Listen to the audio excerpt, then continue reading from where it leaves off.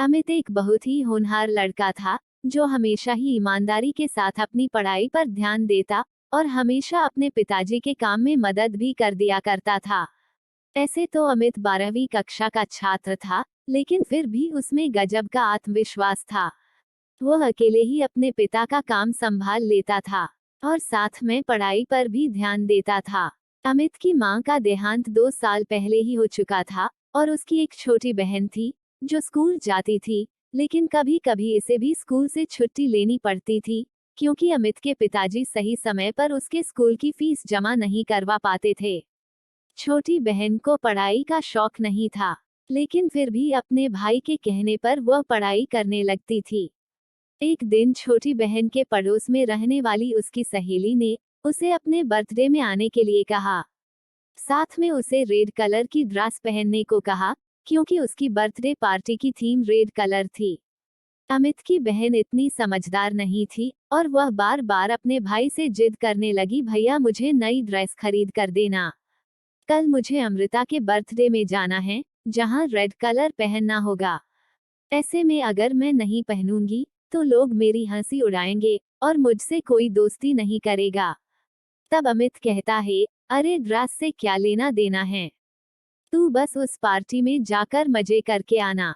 बहन रोते हुए कहती है, नहीं भैया मुझे तो वही ड्रेस चाहिए, नहीं तो मैं बर्थडे पार्टी में नहीं जा पाऊंगी। अमित अपनी बहन से बहुत प्यार करता था और इसी वजह से उसने अपनी बहन के लिए नई ड्रेस लाकर दे दी, जो लगभग 1500 रुपयों की थी और जिसके लिए उसने अपने दोस्त से उधार भी ले लिया था।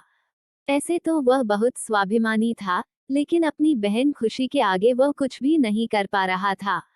तब अमित के पिताजी ने कहा, तू अपनी बहन को बिगाड़ते जा रहा है, दिन ब दिन उसकी ख्वाहिश बढ़ती ही जा रही है।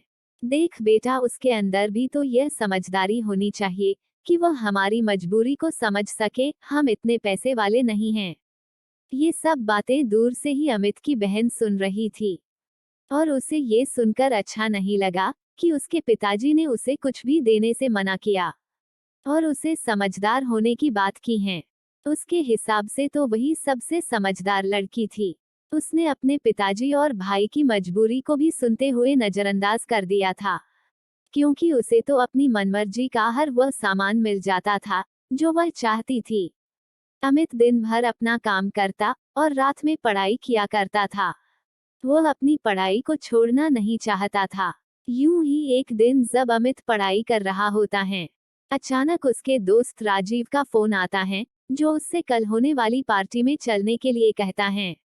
और अमित का दोस्त कहता है, अरे चल ना यार, वैसे भी तू रोज रोज काम करता है, कभी हम दोस्तों के लिए भी समय निकाल लिया कर। अमित कहता है, हाँ हाँ क्यों नहीं, मैं भी तुम लोगों के साथ चलना चाहता हूँ, लेकिन क्या करूँ, मजबूरी है।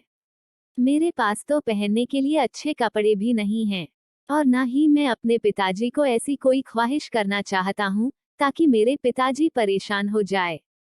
राजीव के बहुत कहने पर भी अमित तैयार नहीं होता और वह हमेशा पढ़ाई पर ही ध्यान लगाना चाहता है। ये सब बात सोते हुए अमित की बहन सुन लेती हैं, जिसे थोड़ा थोड़ा अफसोस होने लगता है कि जो भाई उसके लिए सब कुछ करने को तैयार हैं, वो खुद के लिए कभी कुछ कर ही नहीं पाता है। ऐसे में अचानक ही अमित के पिताजी को जरूरी काम से किसी दूसरे शहर जाना पड़ा। उस दिन अमित की बहन कहती है, भाई मेरी सहेली बता रही थी कि शहर के मॉल में एक बहुत अच्छी प्रदर्शनी लगी है, जहां पर बहुत तरह तरह के डिजाइनर कपड़े मिल रहे हैं, वह भी सस्ते दामों में। मुझे भी वहां से कोई अच्छी सी ड्रेस लेकर दे दो ना, जिसे मैं अपने बर्थडे में पहन सकूं और मेरी सहेलियों को नीचा दिखा सकूं। तब अमित कहता है, तुम ये गलत सोच रही हो, हमें कभी किसी को नीचा नहीं दिखाना चाहिए, बल्कि अपने कर्मों पर भरोसा रखना चाहिए। बहन कहती है, भैया आप ही मुझे दिला सकते हैं, नहीं तो पिताजी तो हमें लेने ही ना दें। दिन भर अपनी मजबूरी बताते रहते हैं और कभी मेरा ध्यान भी नहीं रखते हैं। अमित उस समय चुप हो जाता है, क्योंकि उसे अपने पिताजी की मजबूरी अच्छे से मालूम है, लेकिन छोटी बहन इन सब बातों से अनजान थी। तभी अमित को ख्याल आता है कि उस प्रदर्शनी में जाने के लिए महंगे पास की जरूरत पड़ती है, जो उसके पास नहीं है। ऐसे में वह दौड़कर अपने गुल्लक को टटोलने लगता है और एक एक करके पैसे जोड़ने लगता है ताकि वह अपनी बहन के लिए उस प्रदर्शनी के पास उपलब्ध करवा सकें। ये सब देखकर अमित की बहन का कलेजा फट पड़ता है और उसे जोर से रोना आ जाता है। उसे रोता हुआ देखकर अमित दौड़कर बहन के पास जाता है और पूछता है, क्या हुआ? तुम इस तरह से क्यों रो रही हो? बहन रोते हुए कहती है, आज तक आपने हमेशा मेरी खुशियों का ख्याल रखा, हर वह चीज मुझे दिलाई जो मैं मांगती रही, लेकिन कभी भी मैंने आपसे यह नहीं पूछा कि आखिर आप इन पैसों का इंतजाम कहाँ से करते हैं। लेकिन आपको एक एक रुपए जोड़ते देखकर मुझे बहुत दुख हुआ कि आप मेरी खुशी के लिए इतना कुछ कर सकते हैं, लेकिन मैं हमेशा स्वार्थी बनी रही। अमित कहता है, अरे इतना सोचने की जरूरत नहीं है, आखिर मैं तेरा बड़ा भाई हूँ, मैं नहीं करूँगा तो कौन करेगा। बस उसी वक्त अमित की बहन दौड़कर अपने बैग से एक चीज निकाल कर लाती हैं और अमित की आंखों में हाथ रखकर कहती है, मैं आपके लिए कुछ लेकर आई हूँ। इस बात से अमित चौंक जाता है और जैसे ही वह अपनी आंखों से बहन का हाथ हटाता है तो देखता है उसकी बहन उसके लिए एक सुंदर सी शर्ट लेकर आई हैं। अमित आश्चर्य से पूछता है, ये तो बड़ी महंगी लगती हैं, पर तुम कहाँ से लेकर आई?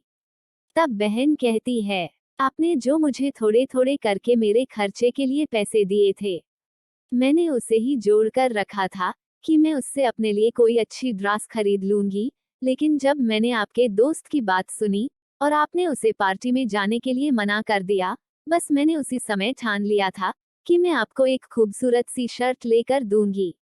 उम्मीद करती हूँ आपको ये शर्ट पसंद आएगी। अमित खुश होते हुए कहता है, अरे ये तो बहुत ही अच्छी हैं।